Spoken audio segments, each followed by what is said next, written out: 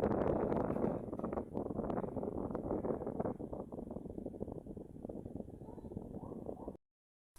guys, for today's video ay magluluto tayo ng bangus. Pero first time ko siyang lulutuin yung gantong luto. First time ko lang din siya matitikman. Try ko lang, di ba, pag luto. Para may iba namang recipe sa bangus. Kasi nakakasawa naman yung paksiw, adobong bangus, sinigang na bangus, di ba? Pritong bangus. Try ko tong gantong luto kung okay. Nag-ready lang ako ng bawang at sibuyas, tapos siling-giling.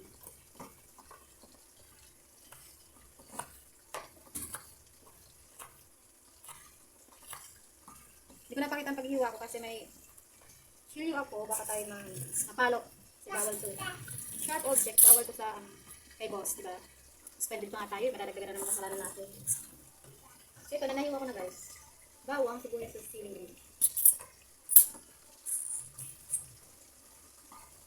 Piniprito ko lang yung bangus. Kasi kailangan siya nakaprito. Pero hindi naman siya yung total yung lutong-luto. Kasi lulutuin pa natin siya. Papakita ko sa inyo.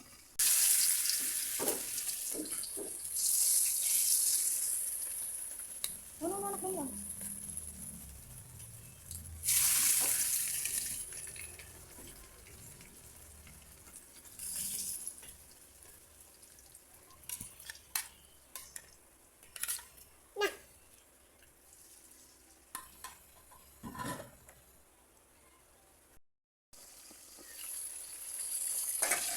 Ay! Wala pa nga, natin kita. Ilagyan ko lang to sa ng tasty boy. Anak, doon lang po. Ang hirap magluto ng may anak kasi kagaya nito, natulamsik. Baka mamaya itong malamsik dito. No, anak ko. Mamaya anak, papakita ko sa'yo to.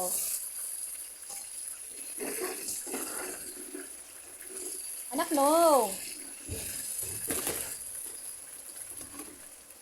Anak, hindi na po. Kasi natulamsik ito, anak, delikado.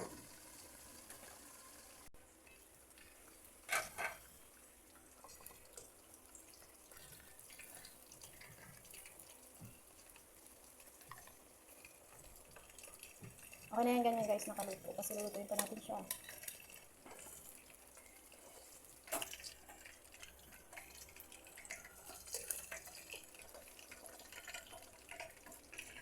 Same pan lang mga mi. Lalagyan natin yung butter. Hanapin lang natin yun. Pag wala naman dairy cream, pwede na naman pwede naman siya yung margarine. Na natin ilagay yung bawang.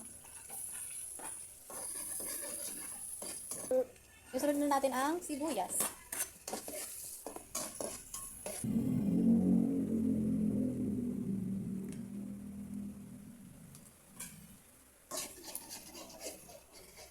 Halo-haloy na natin ang konti. Saka may ginawa ko dito guys na chili garlic oil. Lagyan natin ng konti para maanghang siya. Gawa ko lang. Okay na yun. Haluin lang natin. Tapos, ilagay na natin ang ating pernito kaninang bangus.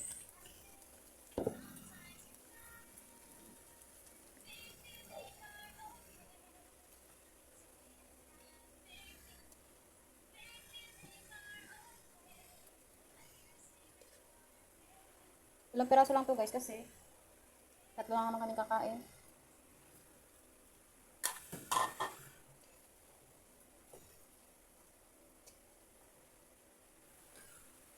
Tapos takpan natin.